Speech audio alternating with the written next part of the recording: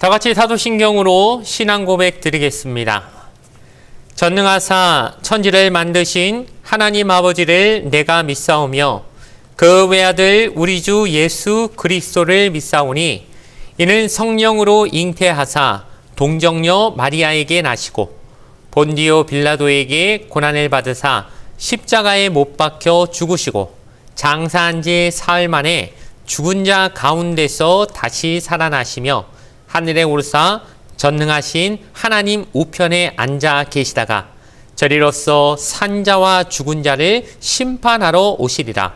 성령을 믿사오며 거룩한 공예와 성도가 서로 교통하는 것과 죄를 사하여 주시는 것과 몸이 다시 사는 것과 영원히 사는 것을 믿사옵나이다. 아멘. 오늘 우리에게 주신 하나님 말씀은 신약성경 야고보서 5장 15절과 16절의 말씀입니다. 신약성경 376페이지에 있는 야고보서 5장 15절과 16절의 말씀, 신약성경 376페이지에 있는 야고보서 5장 15절에서 16절까지 말씀을 제가 읽어 드리겠습니다.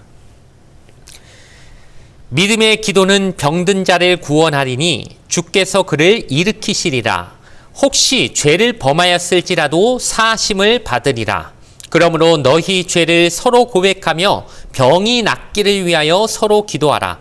의인의 간구는 역사하는 힘이 큼이니라. 아멘. 오늘 주신 말씀을 가지고 시험을 이기는 방법 두 번째 시간으로 기도라고 하는 제목으로 야고보서 전체의 최종적인 말씀의 결론을 내리려고 합니다. 지난 시간에 하나님께서 이제 야고보서를 마무리하면서 시험에 관한 이야기로 시작했던 야고보서가 끝날 때도 시험에 관련된, 즉 시험을 어떻게 극복하고 이길 것인가에 관한 이야기를 하면서 마친다고 얘기했고, 그 시험을 이기는 방법으로 첫 번째는 참고 기다리고 인내하는 방법을 얘기하셨다면, 오늘은 두 번째로서 기도하면서 그것을 극복할 수 있다고 하는 기도에 관한 말씀 방법을 우리에게 알려주신다고 여러분과 함께 나누길 바랍니다. 그런데 오늘 그 기도에 관해서 이 야고보서가 독특한 표현을 두 가지 하는데, 그것이 무엇입니까? 의인의 간구요 믿음의 기도라고 하는 표현을 사용하고 있다는 것입니다.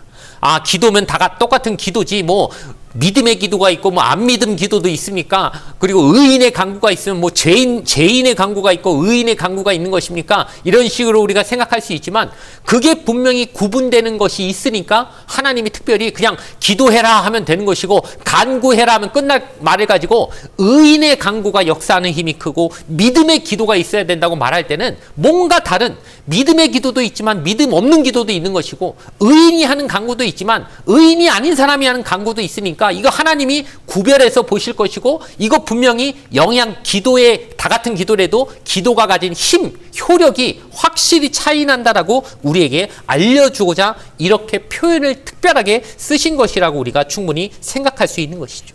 그렇기 때문에 오늘 기도에 대해서 얘기하면서도 특별히 의인의 기도는 어떤 것이고, 이 믿음의 기도는 어떤 것이고, 의인이 하는 간구는 어떤 간구인지, 이런 것들을 좀 중심으로 이 말씀을 생각해보는 시간 되기를 주님의 이름으로 부탁을 드리겠습니다. 우리 흔히 기도에 관한 말씀 가운데 쉬지 말고 기도하라고 하는 말씀이 있지요. 이 말씀을 듣다 보면 우리가 아이고 사람이 밥도 먹고 잠도 자야지 어떻게 쉬지도 않고 맨날 기도하냐. 그리고 기도라는 게 이럴 때도 있고 저럴 때도 있지. 어떻게 24시간 기도를 할 수 있냐라고 얘기하지만, 또 한편에서는 기도는 영혼의 호흡이기 때문에 누군가 말하기를 사람이 5분만 숨 안 쉬어도 죽는 것인데, 그와 마찬가지로 영혼도 그 기도를 쉬지 말고 해야지. 그럼 잘 때도 우리가 숨 쉬는데 기도라는 것이 그렇지 않느냐? 기도를 쉬게 되면 어떻게 되느냐? 영혼이 5분도 안 돼서 죽는 거 아니냐? 이런 식으로 그만큼 기도는 끊이지 말고 해야 된다라고 강조하시는 분도 있습니다. 그런데 우리가 생각해 봤을 때, 그럼 하나님이 그렇게 쉬지 말고 기도하라고 하실 때는 어떻게 하면 그렇게 쉬지 말고 기도하게 되는지 좀 생각해 볼 필요가 있는데, 오늘 우리 본문 안에서 이것에 대한 약간의 실마리를 알 수 있는 구절이 있다고 생각하는데요. 그것이 바로 13절 말씀입니다. 어떻습니까? 제가 읽어드리겠습니다. 너희 중에 고난당하는 자가 있느냐? 그는 기도할 것이요 즐거워하는 자가 있느냐 그는 찬송할지니라. 아주 좋아하는 말씀입니다. 제가 개인적으로. 그리고 이번에 찬양제 하면서 제가 주제 선구로 이 말씀을 했는데 너무 귀한 말씀이라서 생각해 보시기 바랍니다.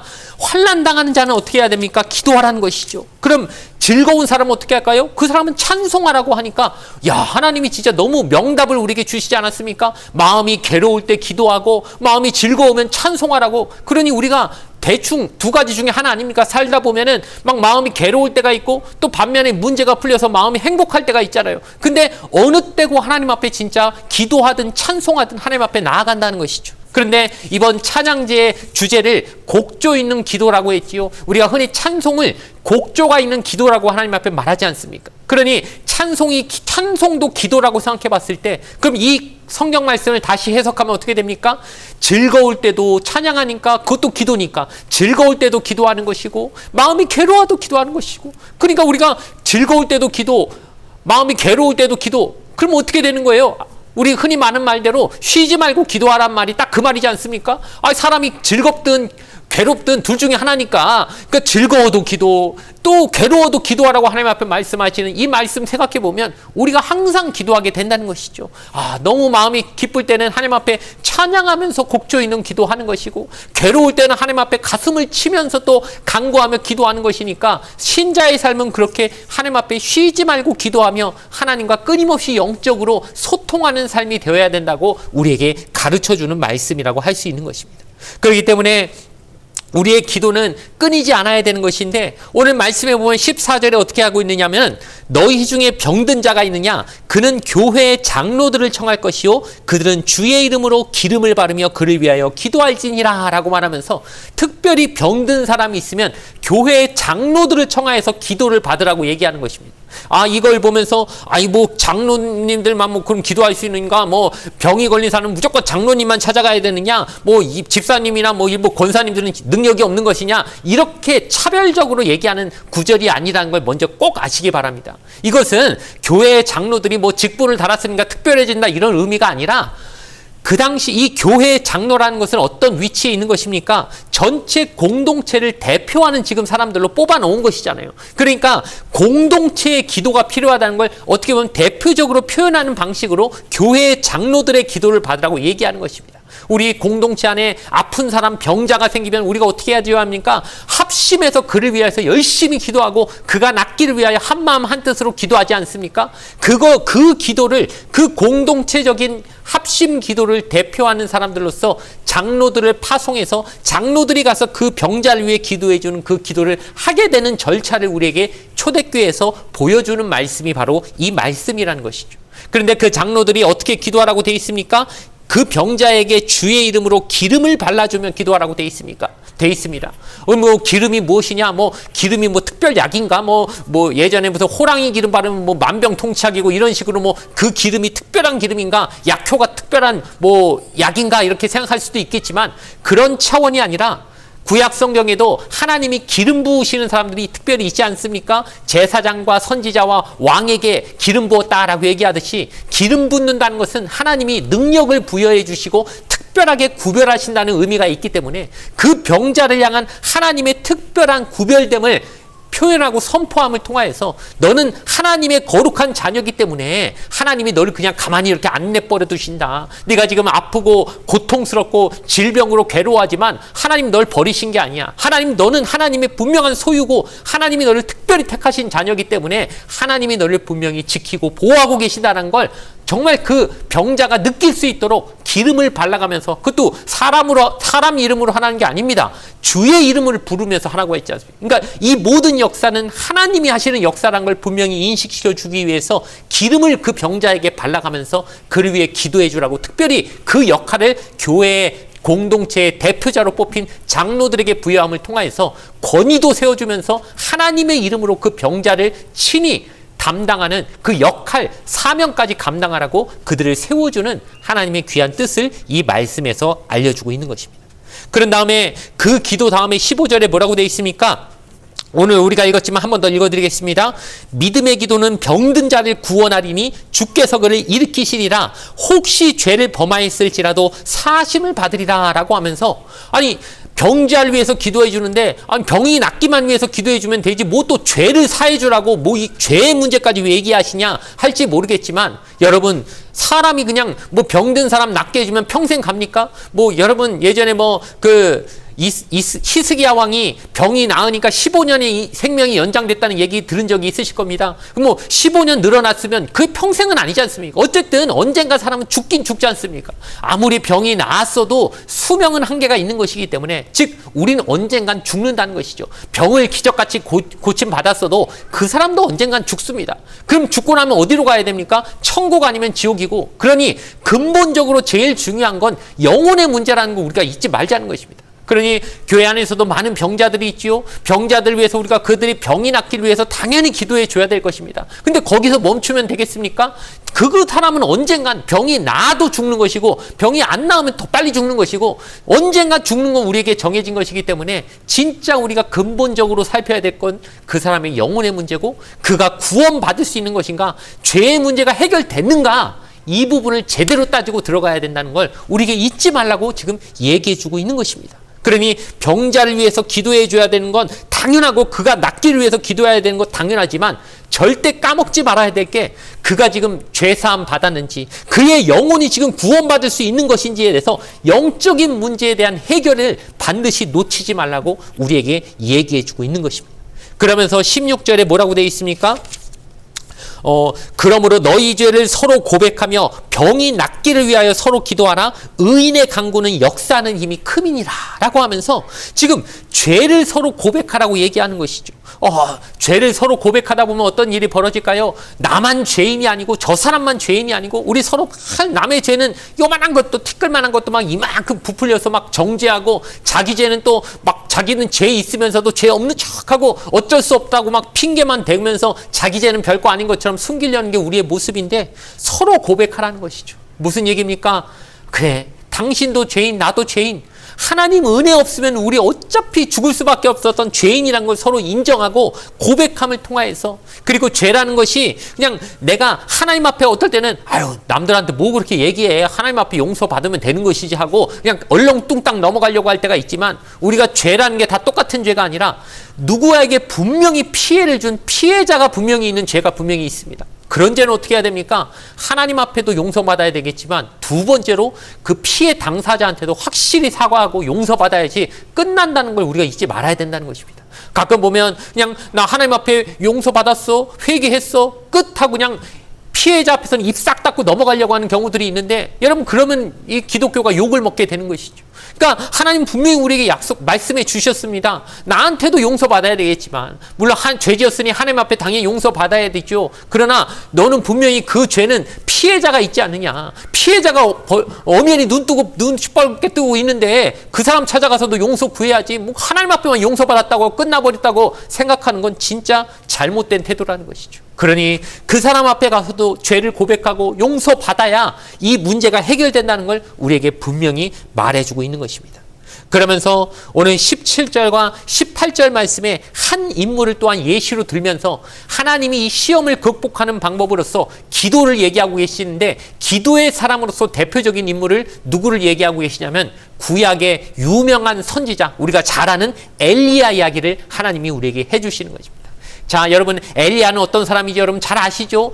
바알의 선지자 450명과 그냥 한 명이서 서로 이 대결을 해가지고 승리한 사람이지 않습니까? 그리고 이스라엘에 3년 반 동안 비가 내리지 않을 것이다 라고 선포했더니 진짜 비가 내리지 않았고 그리고 하나님의 때가 됐을 때 그 비가 내릴 수 있게 하나님 앞에 구했더니 또 비가 내리는 그런 엄청난 기도의 사람, 기도의 응답을 받았던 사람인데 오늘 말씀은 우리에게 뭘 강조하고 있냐면 엘리야가 뭐 너희하고 뭐 특별히 달라가지고 그 사람은 뭐 태어나기를 머리에 금태 두르고 태어나고 아주 특별히 구별돼서 태어나고 아주 우리랑 아주 레벨과 다른 그런 존재라서 하나님이 그 기도를 받으신 게 아니라 엘리야는 어떤 사람이라고 얘기하냐면 17절 말씀에 엘리야는 우리와 성정이 같은 사람이로되 즉 무슨 얘기냐면 그 엘리야나 우리나 똑같다는 거죠. 그도 밥 먹어야 배가 안 고프고 잠 자야 피곤하지 않고 우리처럼 다 똑같은 사람이고 때리면 아프고 이렇게 어디 이렇게 하면 피나고 다 똑같이 우리랑 똑같은 사람이란 것입니다. 그라고 특별한 게 있는 사람이 아니라는 것이죠.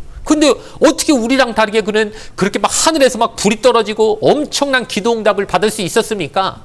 그가 특별해서 기도가 응답된 게 아니라 그가 하나님의 뜻에 맞는 기도를 했기 때문에 하나님이 그 기도에 응답하셨다는 걸 말씀하고 싶으셔서 하나님이 우리에게 엘리야를 얘기하시면서 그는 우리랑 똑같은 사람이라고 먼저 얘기하시는 거예요. 그가 특별해서 우리랑 다른 게 아니라 그가 하나님과 올바른 관계를 맺으려고 끊임없이 하나님과 그 뜻에 순종하고 하나님 뜻에 맞는 기도, 내 뜻을 하나님 앞에 억지로 구하는 기도가 아니라 하나님의 뜻이 무엇인지를 알고자 해서 하나님의 뜻에 맞게 구하는 기도를 했기 때문에 그에게는 그런 놀라운 기도 응답이 일어났다라고 얘기하는 것이죠.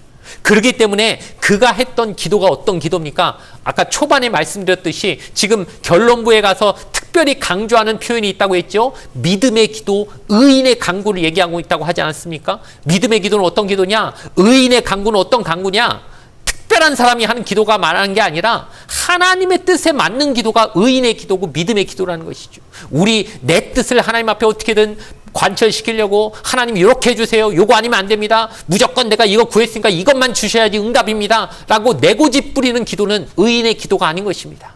하나님의 뜻이 무엇인지 물어보고 하나님의 뜻대로 되기를 구하며 이 땅에 구하는 기도가 의인의 기도고 의인의 간구고 믿음의 기도라고 우리에게 얘기하면서 그런 대표적인 사례로 엘리야의 기도를 우리에게 얘기해 주는 것이죠. 그러므로 우리가 정말 그런 기도를 하나님 앞에 드리는 하나님의 사람들 되어지기를 주님의 이름으로 부탁을 드리겠습니다. 말씀의 결론을 내려고 합니다. 이제 야고보서 전체를 마무리해야 되는데 야고보서 맨 끝에 부분에 뭘로 끝나냐면 보통의 서신서들이 대충 끝에 가서는 잘 지내라, 하나님의 은혜 많이 받아라 이런 식으로 그냥 대충 인사로 끝나거나 아니면 축복하면서 끝나게 돼 있는데 야고보서는 참 희한하지요. 다른 성경하고 좀 다른 부분이 많이 있습니다. 다른 성경보다 그렇게 행함을 강조하는 이런 특징도 있지만 끝마무리도 뭔가 조금 예사롭지 않게 다른 성경과 다르게 인사나 축복 정도로 대충 그냥 좋게 끝마치는 게 아니라 마지막까지 우리에게 최후의 한마디, 끝까지 우리가 잊지 말고 정신 바짝 차리고 신앙생활할 때 끝까지 우리가 이거 놓치지 말아야 된다는 일종의 경고처럼 하시는 말씀으로 끝을 내는데 그것이 무엇이냐? 19절과 20절 말씀 제가 최종적으로 읽어드리겠습니다.